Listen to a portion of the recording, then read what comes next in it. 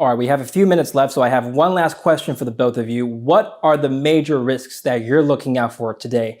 We're already living through the worst pandemic in recent history. We're seeing a recession that some analysts would say is even worse than the Great Depression of the 1930s. And in response, we're seeing monetary stimulus on a historic level. Jim, let's start with you. How could things possibly get worse from here? Yeah, well, first of all, I encourage everyone to stop using the word monetary stimulus. There is no monetary stimulus. There is money printing. Yes, there is money printing and debt monetization, but it has no stimulative effect. You don't get inflation from printing money. You get it from velocity, which is psychological, which the Fed doesn't understand. But the biggest threat is deflation. Peter, you've argued that we could see inflation as a tax. So how would you respond to that? Well, first of all, the only thing you're going to see deflation measured in is gold. But in terms of fiat currency, prices are going to go up dramatically because they will continue to print the dollar until it no longer has value. That's the only thing that's going to stop it. But look, what we've seen so far, even with the civil unrest and the riots and the looting, this is just a small dress rehearsal for what's coming. Because when the dollar crashes, and prices skyrocket, right? These stimulus checks, or whatever welfare benefits the government wants to dispense, they're not going to be worth very much. I mean, because you're not going to be able to buy anything.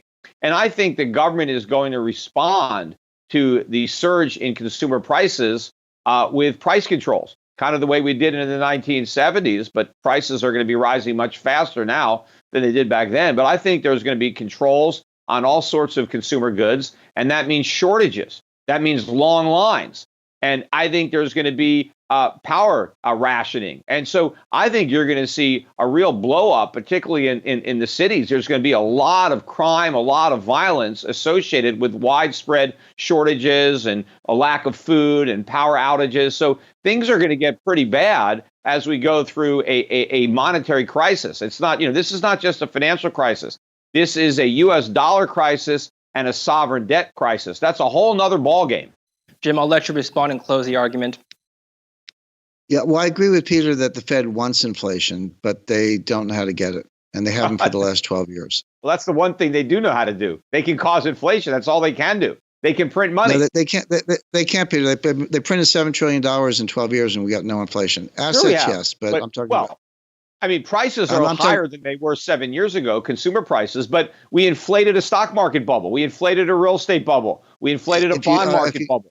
I mean, asset prices went way up. We distorted the economy based on all that inflation. And look, consumer prices have risen, right? I mean, I don't care the way the government wants to keep track of them with their, with the CPI. The CPI is not an accurate reflection of what's actually happening with consumer prices. It's pretty good. Look, if you want to count assets, you're right, but you're changing it's moving the goalpost. You're changing the definition. No. If you count assets, yeah. If you count assets, yes, but I count consumer prices or PCE core deflator because that's how. If you want to predict Fed policy, that's what they look at. So you need to consider. I don't care what the Fed looks at. I care about reality. And prices are going up, but that's not inflation.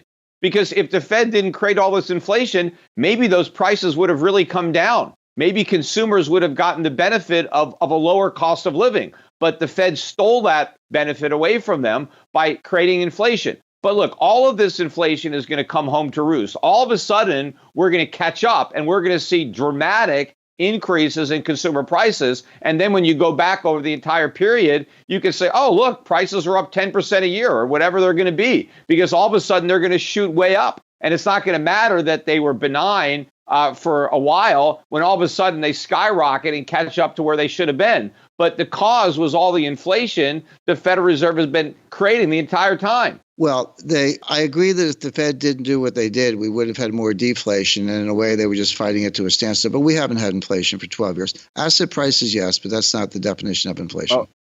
The definition of inflation is an expansion of the supply of money. And that's what we've had in spades. This is the greatest inflation that the world has ever experienced. You can make up your own definitions, Peter. The definition of inflation is higher prices. Jim, I'm not making up the definition. It's people today. You go back and get a Webster dictionary from 100 years ago, and you read what inflation is, and it'll say inflation is an expansion of the money supply of money and credit. Rising prices are an effect of inflation, right? Prices don't inflate. Prices go up and they go down. Money supply inflates. Inflate is to expand, right? You don't expand prices. What is being expanded is the supply of money. That's inflation. Inflation is an expansion of the money supply. Deflation is a contraction of the money supply. The effects of inflation and deflation are on prices. When you have inflation and you're inflating the money supply, prices will go up. And when you're deflating it, prices will go down. But sometimes you can inflate the money supply and prices don't go up because the inflation is preventing prices from going down. But don't confuse changes in prices with changes in money supply. Money supply is inflation. Prices are just prices. The problem, Peter, look, we're talking past each other because we have two different definitions. If you say that prices are flat, but that's inflation, fine. That's not how any central bank in the world or any economist thinks about it. The central bankers want to pretend that inflation has to do with prices because they don't want to be blamed for it. When you accept the real definition of inflation, which is an expansion of the money supply, then you know who causes it. It's government. It's central banks that cause inflation. But governments want to blame inflation on the private sector. That's why they want to redefine it as prices. And you're playing into their propaganda by trying to perpetuate the idea that inflation is caused by greedy businessmen raising their prices or labor unions or speculators. Now you're way over the line because you're saying inflation is prices going up. You're putting words in my mouth that I never said. I said that inflation is measured by prices. That's just how you do it. If you have a different definition, that's fine. Now, inflation is measured by the money supply. Thank you very much, Jim Rickards and Peter Schiff, for being on the show. It's a tremendous honor once again to have both of you, so I do appreciate it. And if you haven't watched parts 1 and 2 of this panel interview, the links are down below. Thanks for watching until the very end. I'm David Lynn of Kitco News. Stay tuned.